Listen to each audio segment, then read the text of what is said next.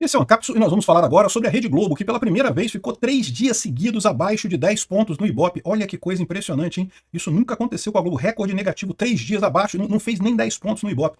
Isso vem justamente na esteira do desespero por conta daqueles números do Ibope que disseram que o YouTube ultrapassou a Rede Globo pela primeira vez. Aí depois a Rede Globo ficou desesperada, falou que não, que o YouTube, que não, que tem mais audiência, não sei o que lá e coisa e tal, e inventou uns números aqui. Quem tá certo, quem tá errado, eu não sei, tá? Mas o fato é que doeu na Globo essa informação de que o YouTube é mais visto que a Rede Globo, né? E para piorar a situação da Rede Globo, logo em seguida veio aqui esses 3 dias abaixo de 10 pontos no Ibope, né? Vamos entender esse caso aqui. Essa notícia foi sugerida por Liberal, É o Caminho, Dona Florinda Ancap e várias outras pessoas. Obrigado aí ao pessoal que sugeriu notícias lá no nosso site, no visãolibertaria.com. E obrigado a você que está assistindo o nosso vídeo. Se você gosta do nosso conteúdo, por favor, deixa o seu like e se inscreva aqui no canal, né?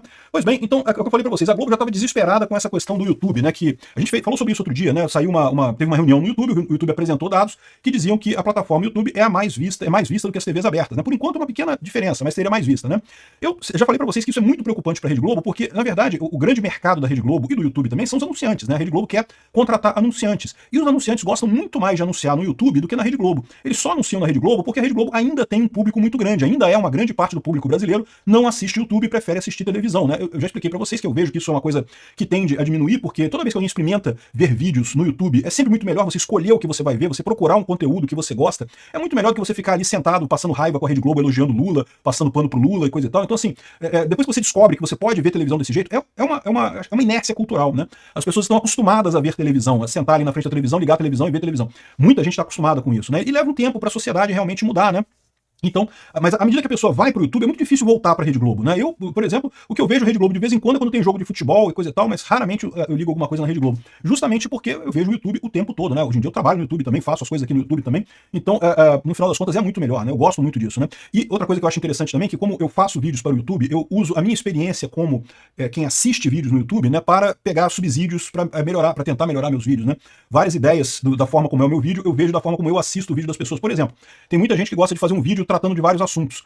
E eu não gosto disso, eu gosto quando eu clico no vídeo saber qual é o assunto que aquele vídeo vai tratar, eu quero ver aquele assunto, né? E às vezes eu clico no vídeo porque o cara que faz um vídeo com muitos assuntos, o cara coloca várias coisas ali, aí ele fala um assunto, aí eu clico no vídeo, o cara fala um monte de coisa até chegar naquele assunto, né? Isso não é o ideal, eu concordo que não é o ideal. Eu ainda uso esse mecanismo no vídeo da guerra da Ucrânia, por exemplo. Tipicamente a guerra da Ucrânia, eu faço um vídeo do dia falando sobre tudo que aconteceu na guerra da Ucrânia. Mas nos vídeos aqui do Ancapso, que é a minha principal ferramenta, né? Eu faço um vídeo por assunto, porque eu gosto assim. Então eu uso o feedback meu próprio ao assistir vídeos no YouTube para fazer esse tipo de coisa, né?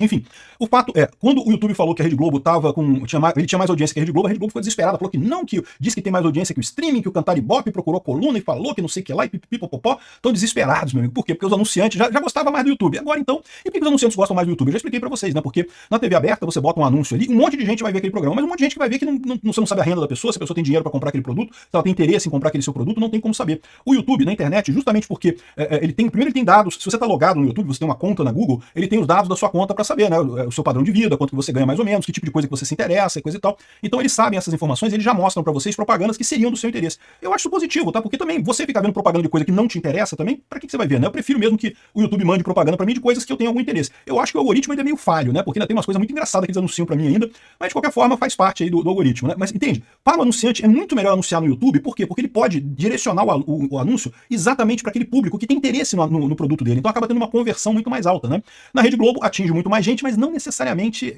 registra maior conversão, né? E aí, nesse momento que a Globo tá toda preocupada, falando que não, que a nossa audiência é fantástica, é maravilhosa, que não é mentira, que o YouTube, não sei o que lá, não sei o que lá, pela primeira vez ela fica 3 dias seguidos abaixo de 10 pontos no Ibope, ou seja, uma tragédia pra Rede Globo. A Rede Globo sempre teve uma audiência muito boa, né? E por que ela teve essa audiência baixa dos 3 dias aqui? Primeiro, parece que foi a questão do final de semana sem futebol, né? Como foi o feriado do 12 de outubro, dia da criança, né? Dia de Nossa Senhora Aparecida, feriado no Brasil, então não teve rodada do futebol, né? E o futebol, como eu falei pra vocês, se tem uma coisa que eu ainda vejo na televisão de vez em quando é um joguinho de futebol.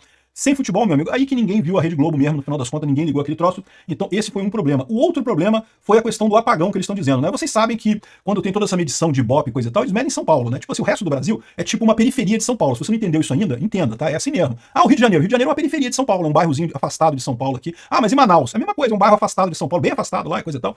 A verdade é essa, meu amigo. Economicamente aqui no Brasil é São Paulo e depois tem o resto, ele tem os bairros afastados de São Paulo, que são as outras cidades, né? Então eles medem o Ibope lá em São Paulo, que é o que interessa para os anunciantes, e dão certo, é isso mesmo, né? Se você for olhar, o grosso da população economicamente ativa no Brasil está em São Paulo. O que alguém economicamente ativo vai fazer no Rio de Janeiro? A menos que você trabalhe com petróleo ou com turismo, não tem nenhum motivo para você estar aqui no Rio de Janeiro. A verdade é essa. Eu fico me falando isso de vez em quando também, já não está na hora de eu me picar a mula e ir para São Paulo também. Mas a verdade é que eu gosto onde eu moro aqui no Rio, então eu acabo ficando por aqui mesmo. Mas assim, se fosse pelo lado econômico, eu já devia ter ido para São Paulo há muito tempo. Não, e até antes desse negócio de YouTube, de eu começar a ser youtuber e coisa e tal, já antes eu já tinha essa ideia de que, economicamente, meu amigo, você quer ganhar dinheiro no Brasil, vai para São Paulo, esquece o resto. Ah, mas eu gosto da minha cidade, mas eu quero privilegiar a minha cidade. Mas aí você escolhe, se quiser privilegiar a sua cidade, muito bom. Mas saiba que se você for para São Paulo, você vai ganhar mais dinheiro, tá? Enfim, então essa é a situação, eles medem só em São Paulo. O que aconteceu em São Paulo também? Nesse dia foi o grande temporal que tirou um monte de gente, deixou sem luz, né? E sem luz não tem como ver nada, né? Não vê YouTube, não vê Globo, não vê nada, né? A pessoa fica olhando pro teto esperando a Enel consertar a luz dela, né? Enfim, então esses foram os dois motivos que levaram a esse colapso da Globo. Primeiro, a ausência do Campeonato Brasileiro, que dinamitou os índices do canal, e também a questão da Enel lá, da falta de luz em São Paulo, com o chuvão que teve, que também diminuiu muito a coisa, né? Então, assim, foi um final de semana atípico. Verdade, foi um final de semana atípico. Não quer dizer que a Globo esteja tão mal assim, em definitivo. Mas é mais uma amostra da decadência que é inevitável, que eu falo pra vocês. Depois que a pessoa vai pro YouTube, ela não quer voltar pra TV aberta. Só vai pra TV aberta só para transmissão ao vivo, e olhe lá, porque cada vez mais você tem transmissão ao vivo também na internet. Então, sinceramente, eu acho que é difícil a Globo sair dessa situação, né? A tendência é só decair, não por falta de qualidade, não por falta de capacidade dos diretores e coisa e tal, mas simplesmente porque o mercado mudou, né? O mercado agora tá no streaming, né? E outra coisa que preocupa a Globo é que a mania de você, que era uma novela que eles esperavam salvar a Globo, não sei o que lá, e parece que agora estão precisando fazer uma operação para salvar a novela, porque a novela não tá salvando ninguém, né?